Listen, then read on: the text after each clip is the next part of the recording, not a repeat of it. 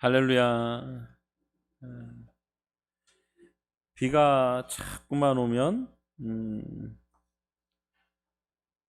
우울해지죠.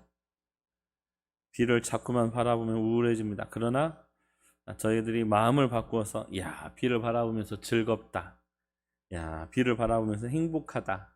이렇게 좀 마음을 바꾸었으면 좋겠습니다. 제가 어제 어떤 영상을 하나 봤는데 그 영상이 뭐냐면 나는 왜 교회에 가기 싫은가? 그러면서 그 부제목으로 뭐 그런 제목이 있더라고요. 왜 10대들은 교회를 떠나는가? 한국 교회에 가장 큰 문제 중에 하나가 중고등학교, 주일학교가 사라지고 있다라는 거예요. 보통 100명에서 200명 출석하는 교회라고 이야기를 하면 유치부에서부터 청년에 이르기까지 주일학교가 보통은 작년 출석이 200명이면 주일학교는 한 250명, 300명 정도 되어야 숫자적으로 맞아요. 그런데 요즘의 계산법은 그렇게 되어지지 않고 몇 분 정도 예배를 드리십니까? 라고 물어보고 200명 정도 예배를 드립니다. 라고 이야기를 하면 그러면 주일학교가 7, 80명 정도 되겠네요. 이렇게 물어보면 얼추 맞습니다. 그러니까 어른들은 많은데 주일학교는 점점 적어지고 있다라는 것이죠. 주일학교가 적어진다라고 이야기할 때 여러 가지 원인이 있지만 이번에 이제 뭐 그 아이들이 직접 인터뷰한 영상을 뭐 한 40분 정도 되는 영상이 있던데 그 영상을 보니까 뭐 그런 여러 가지 이유들이 있더라고요.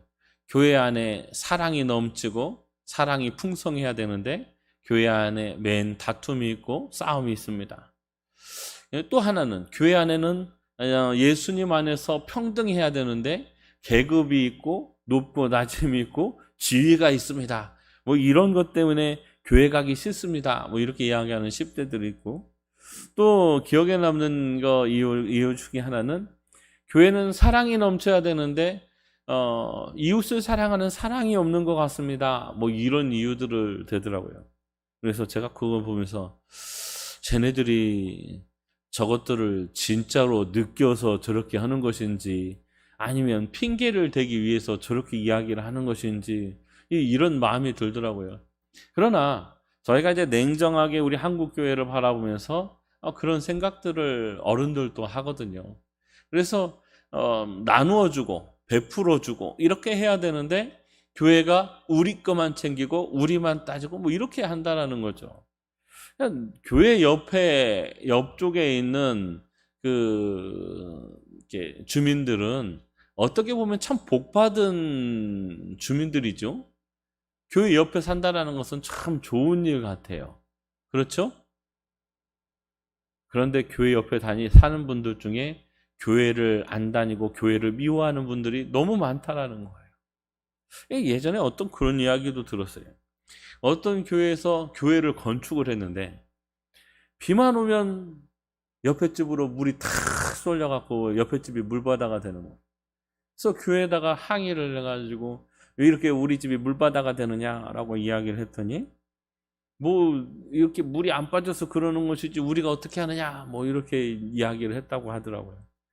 그래가지고 그냥 소리 지르고 막 이렇게 해서 싸웠다라는 이야기를 하는데 교회 입장에서 복음을 들고 나아가는 교회 입장에서 참으로 복음의 열매가 무엇인가라는 것들을 좀 고민해 봐야 될 필요가 있는 거죠. 왜 주일학교가 떨어지고 왜 교회 주변에 있는 사람들이 그렇게 되어지는가라고 이야기할 때 뭐 이것은 여러 가지 이유가 있겠지만 제가 생각하는 저만의 답은 그들 교회 가운데 참된 복음이었기 때문이 아닌가라는 생각이 듭니다. 참된 복음. 참된 복음은 무엇인가? 라고 이야기할 때 오늘 본문에서 이야기하는 것처럼 예수 그리스도가 주인 되어지는 복음이 있죠. 그러니까 나의 나된 것은 하나님의 은혜다. 내가 구원받은 것은 오직 예수 그리스도의 은혜다.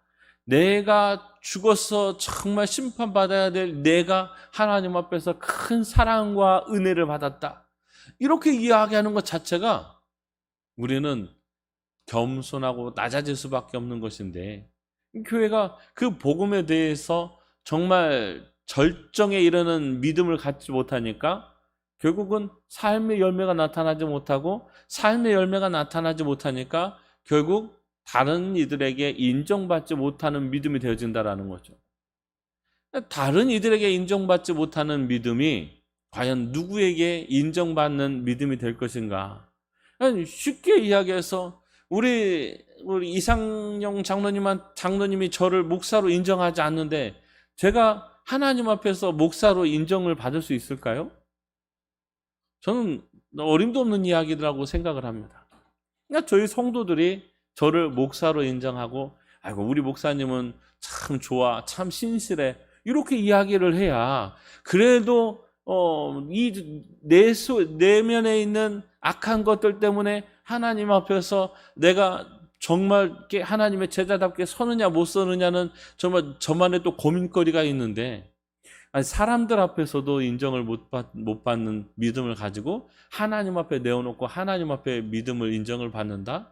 이것은 참 앞뒤가 안 맞는 말도 안 되는 소리라고 생각을 합니다. 그래서 참으로 복음이 무엇인가 라는 것들에 대해서 우리가 진지하게 묻고 또 그것들을 확인하고 그것들을 위해서 힘써 열매 맺을 수 있는 노력이 필요하다라는 것이죠. 오늘 11절 말씀을 이제 본문으로 들어가면서 11절 말씀에 게바가 안디옥에 갔는데 그 안디옥에서 책망받을 일이 있었대요. 책망받을 일. 그래서 사도 바울이 이 베드로에게 너 그렇게 하면 안 되지 않느냐라고 책망을 했다라고 이야기를 하고 있는 거예요. 직접 보고 나무랬다. 어떤 걸 나무랬냐라는 거죠. 예, 베드로가 안디옥에 갔는데 이 안디옥은 이방인들이 있는 데죠. 그러니까 유대인들이 있는 곳이 아니라 유대인 말고 다른 사람들이 사는 곳이에요. 그러니까 그곳에 갔는데 그곳에서 예수 믿고 복음을 받아들인 사람들이 있겠죠. 그러니까 예수 믿고 복음을 받아들인 사람들과 함께 식사를 하고 있는데, 그때 야고보 사도가 보낸 유대인들이 어떻게 하는가 하고 이제 그곳을 온 것 같아요.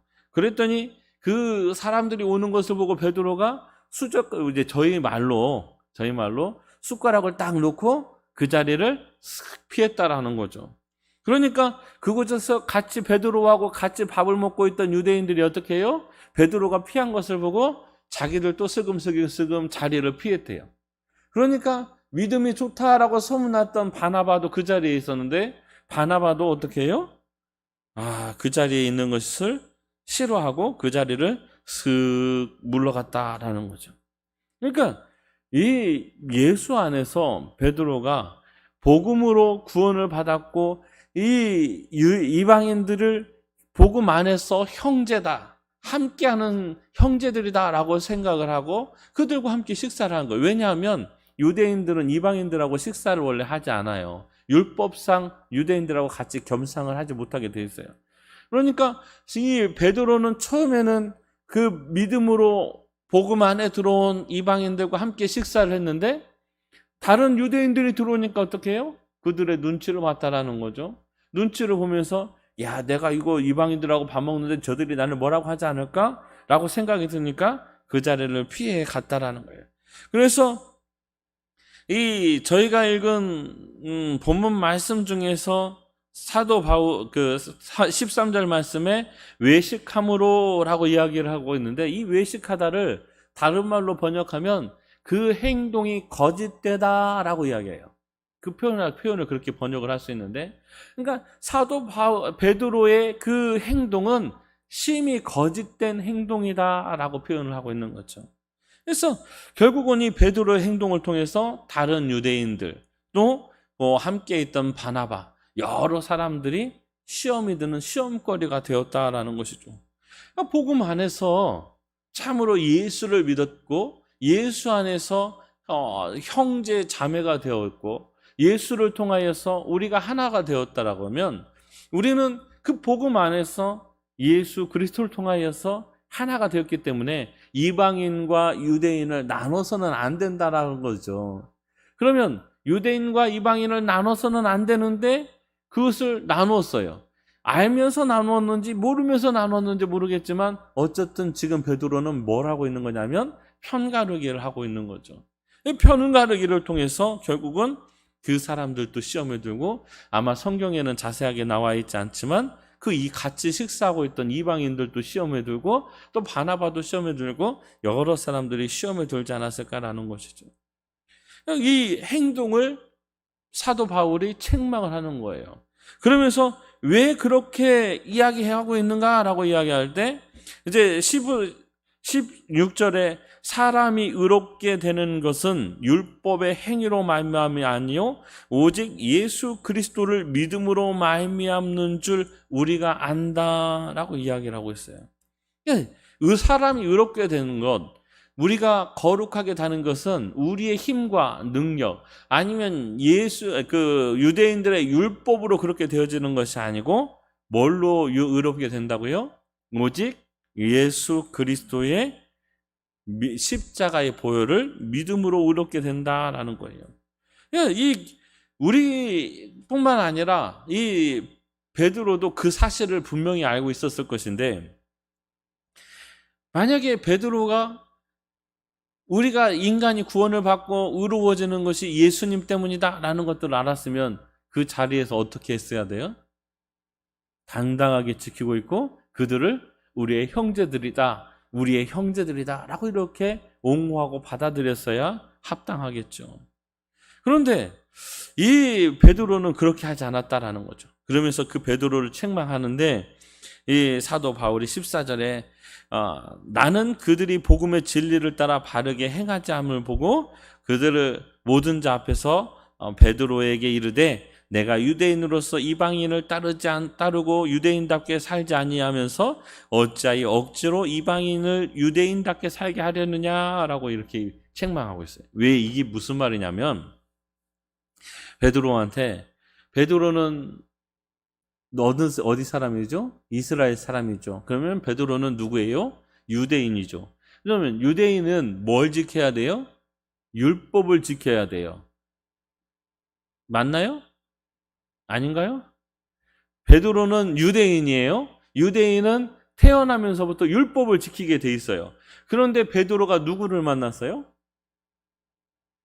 예수님을 만났죠. 예수님을 만나고 베드로는 율법으로부터 뭘 얻었어요?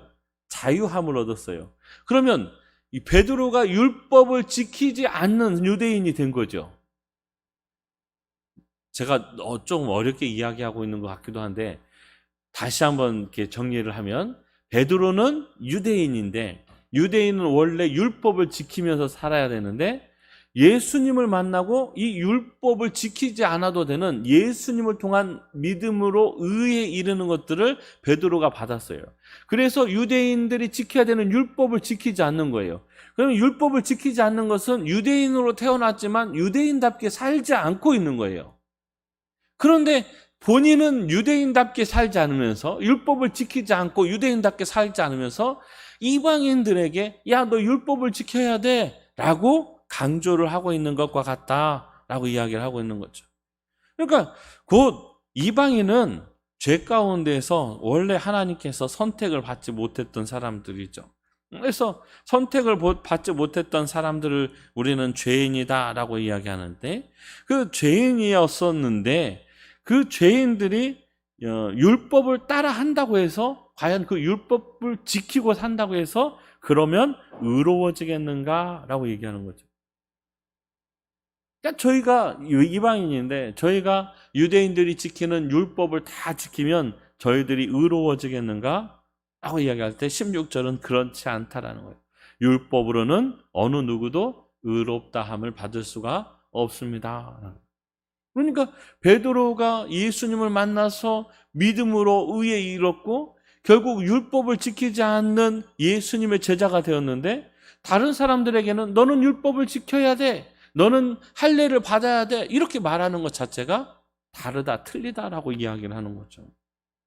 우리는 예수 안에서 오직 예수 그리스도의 그 복음의 진리를 따라가야 되는데, 17절, 18절 말씀을 조금 더 보겠습니다. 그래서 17절 말씀에 만일 우리가 그리스도 안에서 의롭게 되려 하다가 죄인으로 드러나면 그리스도께서 죄를 짓게 하는 자냐? 결코 그럴 수 없다라는 거예요.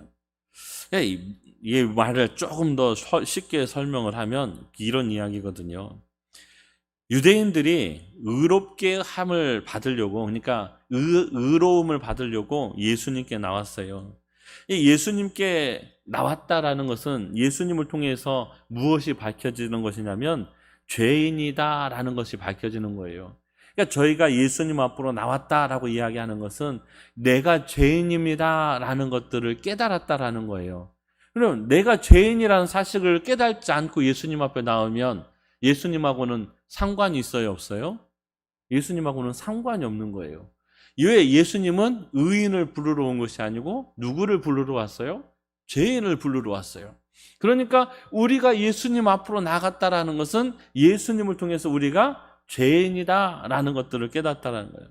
그래서 예수님을 통해서 우리가 죄인임을 깨달았다고 해서 예수님이 우리를 죄인으로 만드는 것은 아니다라는 것이죠. 원래부터 죄인이었지 예수님 앞으로 나가서 우리가 예수님 때문에 죄인이 된 게 아니라는 거예요. 예수님 때문에 죄인이 된 것이 아니고 원래 죄인이었는데 그 죄인이라는 사실을 알지 못하다가 예수님 앞으로 딱 나와서 보니까 내가 죄인이네 라는 것들을 깨달았다는 거예요. 그래서 가지고 있던 율법, 내가 지키려고 했던 나만의 어떤 정절 이런 것들을 다 부셔버리고 헐었는데 예수와 상관없이 그것들을 또다시 세우려고 하는 것이다 라고 얘기하는 거예요. 그러니까 율법을 지키는 것은 그런 것이다라는 거예요. 다시 조금 더 우리하고 적용을 해서 이야기하면 그런 거예요. 예수 믿는 사람이 그렇게 살면 안 되지. 그렇죠? 예수 믿는 사람이 거짓말하면 안 되지. 예수 믿는 사람이 거짓말하면 지옥 가? 맞아요, 안 맞아요? 안 맞아요? 맞아요? 예수 믿는 사람이 거짓말하면 안 돼요. 그러나 저희가 예수님을 믿는 사람이 거짓말을 하지 않아서 천국에 가고 예수님을 믿는 사람들이 죄를 짓지 않아서 의롭게 되는 것이 아니라는 거예요. 잘 알아두세요. 잘 깨달으셔야 되는 것이 우리가 어떤 예수님 앞에서 믿고 그 예수님을 통해서 믿는 어떤 행위를 통하여서 우리가 의롭게 되는 것이 아니라 우리는 예수 안에 있는 그 자체, 예수님의 십자가 보혈의 그 공로 자체가 우리를 의롭게 하는 것이지 우리의 어떤 행위, 거짓말하지 않고 착하게 살고 의롭게 살고 뭐 도와주고 살고 이런 행위 때문에 우리가 구원을 받는 것이 아니다라는 것이죠. 이 믿음이라는 것은 오직 하나님께서 주신 그 은혜를 통하여서 하나님 앞으로 나아갈 수 있는 것이다라는 것이죠. 참으로 우리는 예수 그리스도를 통하여서 우리가 죄인 되어지고 우리가 하나님 앞에 나아갈 수 있는 그 어떠한 공로도 없고 우리가 오직 하나님이 주신 그 은혜를 따라서 하나님 앞에 나아가 십자가의 은혜로 구원을 받았다라면 이제는 우리가 우리의 것이 아니다라는 거예요. 내가 나의 것이 아니다라는 것입니다. 다시 이렇게 조금 쉽게 번역을 하면 풀이를 하면 내 목숨은 내 목숨이 아니라는 거예요. 내 목숨은 내 목숨이 아니면 누구 목숨이에요? 예수님 목숨이라는 거예요. 그러니까 사도 바울의 고백이 살아도 주를 위해 죽어도 주를 위해. 왜요? 내 목숨이 아니니까. 그러니까 십자가에 못 박히신 그 은혜를 통하여서 내 안에서 예수님께서 나를 살리셨어요. 죽었던 내 육신 속에 하나님께서 성령을 통해서 예수 그리스도의 보혈을 통해서 나를 일으키셨어요. 살리셨어요. 그 살리심을 통하여서 내 안에 누가 계시냐면 예수님이 계시는데 그러므로 통하여서 내가 주인이 내가 주인이 안 되어지고 예수님이 나의 주인이다라는 것이죠. 그것이 오늘 20절 말씀의 고백이에요. 그래서 우리가 그러면 너무 쉽게 이야기할 수 있는 게 내가 은혜로 구원을 받았어요. 그러면 예수 믿지 않는데 막 악하게 살아요. 그러면 그 악하게 살아온 사람을 또 이렇게 사람들을 힘들게 하는 사람들, 그런 사람들 있죠? 주변에 그런 분들 안 계신가요? 제 주변에는 많이 있는데 말도 안 되는 일을 가지고 시비를 거는 사람들도 있고 이렇게 자기 위주로만 살아가지고 남들은 신경 하나도 안 쓰고 막 자기 맛대로 하면서 이게 정답이요 라고 이야기하는 사람들이 있어요. 그럼 그런 사람들을 향해서 우리가 저 사람은 죄인이야, 저 사람은 저렇게 사는 것 자체가 불법이야 라고 우리가 손가락질 할 수 있는 자격이 있느냐라는 거죠. 왜 그 사람은 죄인이고 우리는 죄인이 아닌가요? 만약에 우리가 그 사람들을 손가락질 하려면 우리의 신분은 뭐가 되냐면 의인이 돼야 돼요. 원래 의인이 되어져 있어야 누군가 죄인을 심판하고 판단할 수 있는 것이지. 그 사람도 죄인이고 나도 죄인인데 죄인이 죄인을 판단하고 평가하는 것은 그것은 법칙에 어긋나는 거예요. 그럼에도 불구하고 우리는 악한 사람들을 바라보면서 저건 악하다, 뭐 호랭이 보러 가도 된다, 뭐 이렇게 이야기를 하죠. 그것은 하나님 앞에서 절대로 그렇게 이야기해서는 안 돼요. 우리는 예수님 앞에서 옳다, 아니다, 맞다, 그러다 이렇게 이야기를 해야지 이 세상에 있는 그 누군가를 판단하면서 평가하면서 너는 잘못됐어, 내가 옳아 이렇게 이야기할 수 있는 자격이 우리들에게는 없다라는 거죠. 그러면 교회가 어떻게 해야 될까라는 부분들에 있어서는 저희가 말을 하지 않아도 분명하게 드러나죠. 교회는 어떤 사람들이 모이는데요? 의인들이 모이는 곳이 교회인가요? 그렇지가 않아요. 교회는 원래가 죄인들이 모이는 곳이 교회예요. 죄가 없는 사람이 교회에 오면 어떻게 돼요? 예수님의 죽으심이 필요가 없어요. 오늘 성경에 본 말씀대로. 의로운 사람이 왔는데 예수님이 무슨 필요가 있어요? 내가 죄인이어야 예수님이 필요한 것이죠. 그러니까 교회는 원래가 죄인들이 모이는데요. 그럼 죄인들이 모이는 이 교회에서 누구를 평가하고 누구를 판단하고 누구를 비판할 수 있겠습니까? 그럼 우리가 주변에 있는 그 누구도 평가하지 않고 판단하지 않고 손가락질하지 않는데 그러면 복음의 열매가 안 맺혀주면 이상한 거죠. 예수님답게 살고 예수님처럼 살고 이렇게 살아가는 그 믿음 가운데서 복음의 열매가 안 맺혀진다라는 것이 그것이 좀 의아한 일이 될 수가 있겠죠. 참으로 저희들이 서두에 말씀을 드렸던 그 이야기가 이 교회 안에 젊은 청년들이 떠나고 중고등부 아이들이 떠나요. 이 복음으로 제대로 알고 예수 그리스도의 앞에서 우리가 어떤 존재인가, 내가 예수님 앞에서 어떻게 살아야 되는가를 처절하게 깨닫고 알고 느낀다라면 예수님을 붙들 수밖에 없죠. 왜 교회가 사랑이 부족한 거? 그것이 믿음하고 무슨 상관입니까? 물론 시험거리가 될 수는 있죠.